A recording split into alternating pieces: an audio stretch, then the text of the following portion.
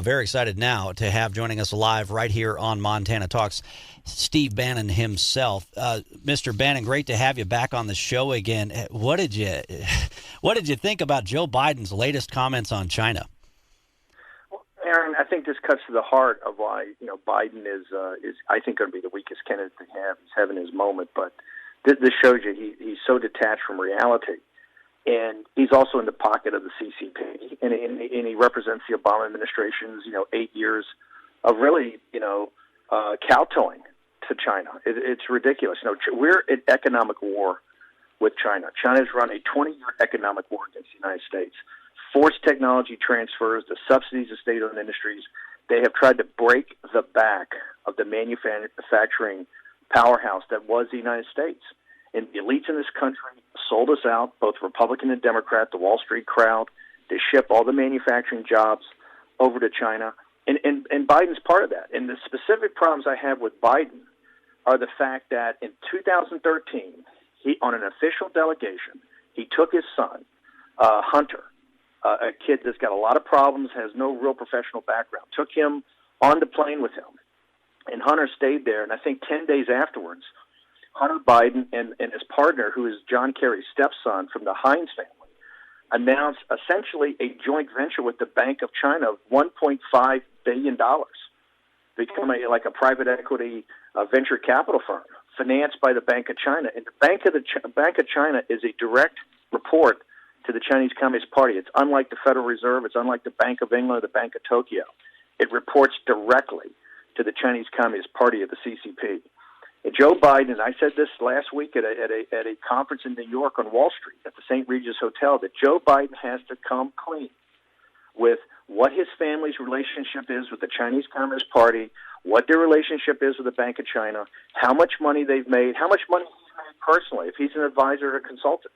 And for him to say yesterday that they're not a competitor is absolutely, I think, quite frankly, it disqualifies him today about being a serious commander-in-chief or president of the United States. I mean, we're at economic war with China. And economics aside, from a military standpoint, you put the economics aside from them, even just from a military standpoint, the military expansion of China. Obviously, he isn't paying attention to anything that the generals and the admirals are having to say on that front. Well, look, let's talk about what Biden's record is. During Obama's administration, they allowed these man-made islands in the South China Sea. The South China Sea is, I think, one of the most important waterways in the world.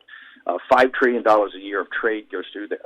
It's been axiomatic of American foreign policy since World War II that there's free navigation of the South China Sea. I was a young officer in the 70s on a Navy destroyer, and we patrolled the South China Sea to keep free navigation. There were stationary islands built during the Obama administration. I think what will be called the Munich of the 21st century. Biden and Obama looked the other way and did not confront the Chinese Communist Party when they basically said this is an internal sea of China, and built what is they're essentially stationary aircraft carriers that can be used for force projection. Joe Biden was in the administration when that happened. He looked the other way. Then he went over and his family took money from the Chinese Communist Party, the Bank of China. So Joe Biden is up to his neck. Joe Biden was there when President Xi came to the Rose Garden in 2014 with President Obama and signed basically an agreement that there would be no more cyber intrusions by Chinese companies to steal our intellectual property, and they doubled down after that. They totally lied to the United States. They did not meet this agreement's qualifications, and that's what Biden was there for. Joe Biden has been weak on China, and he's taken money from the Chinese. Yeah, but this is not about the Chinese people. This is about the Chinese Communist Party. And if anybody didn't listen to you or didn't heed your warning that you gave, I saw your interview on the One American News Network last week. Rush Limbaugh also has a detailed, he went off on just a laundry list of what he's calling Biden's histories of lies, scandals, and corruption. But if people weren't listening to you last week, now that Biden is downplaying the China threat, they better be listening now, because people are going to be wondering why in the world would he say something like that. To me, this is like 2012 redux. This is 2012 all over again, and is a reminder of their epic failure on Russian foreign policy as well.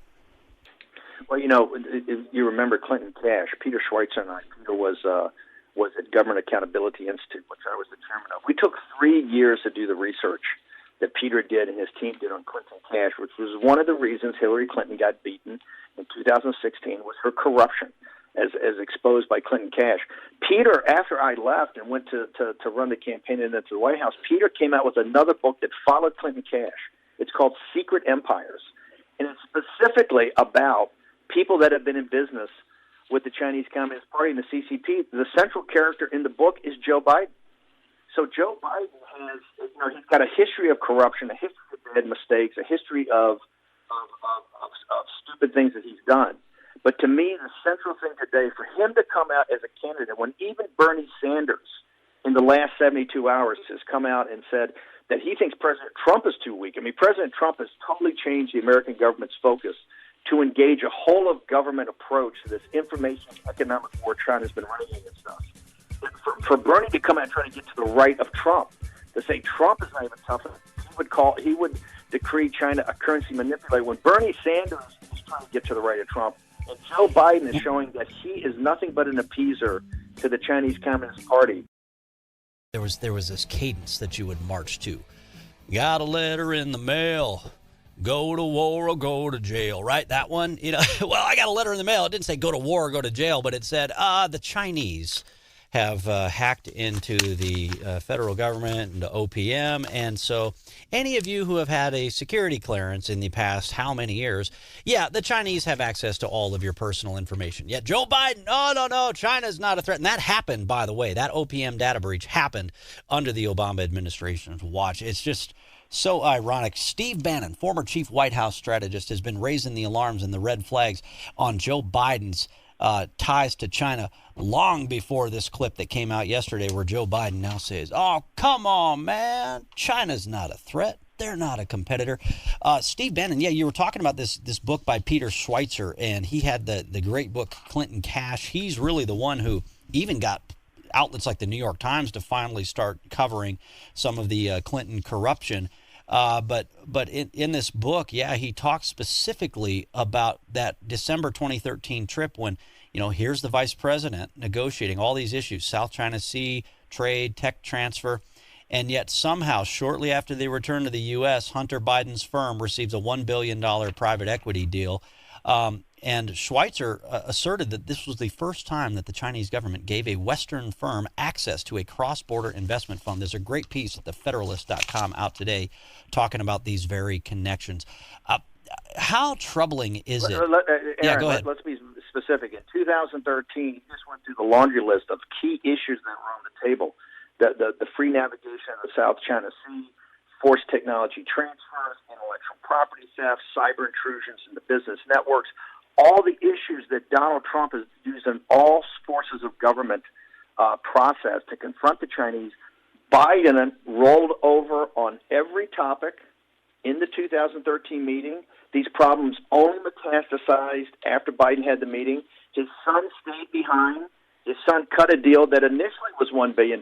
It was upped to $1.5 billion by the Bank of China. People also have to understand, Bank of China is the only major central bank in the world that reports directly to the government. The Federal Reserve, the Bank of England, the Bank of Tokyo, ECB do not, European Central Bank do not report to actual governments. The Bank of China reports directly to President Xi. He makes the decisions. Joe Biden, it's very simple. He's got to now release all documentation that shows what his family's financial relationship is with the Bank of China, what the relationship is with the CCP, how much money they've made, and how much money he's made personally. We have to know if he's a financial advisor or how much money he's actually made. The Chinese Communist Party and the Bank of China are the underwriters of Biden's post-presidency, and we have to see that in detail. It is outrageous. They talk about President Trump and this Russia hoax for the last couple of years, and they're subpoenaing every bank record that President Trump's had in his private business, and now this has gotten into nothing more than harassment, where Joe Biden has $1.5 billion to his family. His son is totally and completely unqualified to be at any position in a private equity firm or a venture capital firm. This is purely a payoff by the Chinese Communist Party, and this radical cadre of the Chinese Communist Party is at both information war and economic war with the United States of America, and have been for 20 years. I thought, I think this, in a way, this ties in with the Attorney General Bill Barr hearings yesterday, and then the non-hearing today in the House. Look, the story's over. The American people want Congress to focus on the real issues facing this country. And Lindsey Graham nailed it. He said, we want to find out what caused this whole Russia investigation hoax in the first place and the spying on the Trump campaign. And then Ted Cruz said, look, you're complaining. The Democrats are complaining about a report that has now already been released that they can read in full, and that's what they're complaining about. To me, this story about Joe Biden and China, it's just like Russia in 2012 and Obama downplaying that threat. Joe Biden is now doing it with China in 2019. This is the big story of the day today, along with Hillary Clinton. You heard what she had to say about China as well, I imagine. Yes, let's go back to Barr for a second, and Lindsey Graham said. It is, I think, incumbent, and I've said this now for 2 years, that we need a full, and I think a church commission is what we need.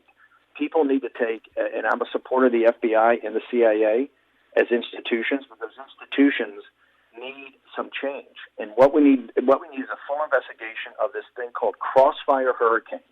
This is what Jim Jordan and Meadows and others, when the Republicans had control of the House Intel Committee, we're going after all the subpoenas from House Intelligence that went out to Rosenstein to get the information about how the investigation and President Trump initiated this thing called Crossfire Hurricane.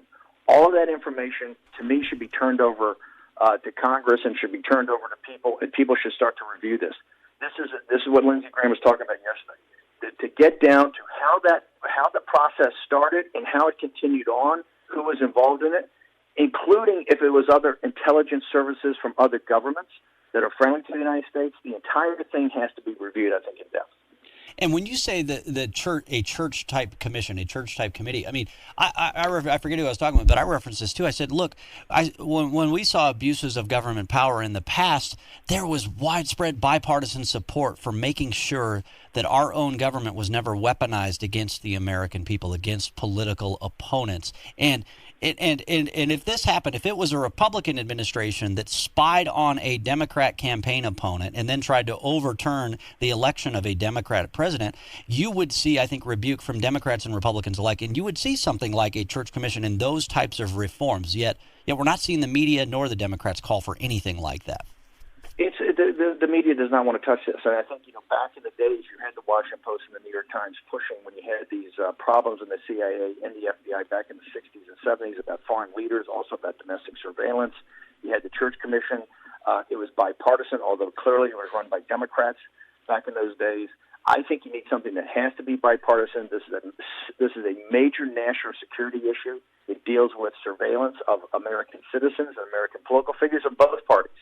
Not just President Trump. That's where we got to get down to the heart of this. What's gone on? Who in the FBI, counterintelligence, who in other areas of the CIA has been involved? And look, I'm not some some guy who believes in the deep state conspiracies. I tell people it's not a deep state. It's in your face. Okay? It's in your face every day. And it's quite frankly, the national security apparatus has gotten out of control. This expeditionary humanitarian force, right, that has gotten us in all these wars all over the world. And look, I'm a former naval officer. My daughter's a West Point grad. She served in Iraq with the 101st Airborne. I spent, 3.5, 4 years at sea in the Pacific. I consider myself a patriot. This is not some conspiracy theory. There are deep systemic problems in our national security apparatus. It now costs us $1 trillion a year.